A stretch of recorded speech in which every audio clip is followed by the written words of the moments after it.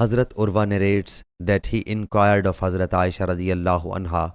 So she said, it is about those people who would wear ihram by Manat al-Taghiya at Mushallal and would not march in between Safa and Marwa.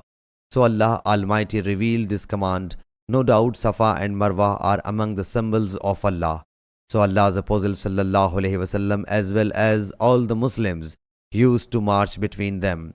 With another authority, Urwa has reported from Hazrat Aisha radiyallahu anha that this verse has been revealed regarding the Ansar, for they and the tribe Ghassan both would put ihram beside Manat before embracing Islam. With a third authority, Urwa has reported from Hazrat Aisha radiyallahu anha there were some people of the Ansar tribe who would put on the ihram beside Manat, and Manat was an idol place between Makkah Mukarramah and Medina Munawwara.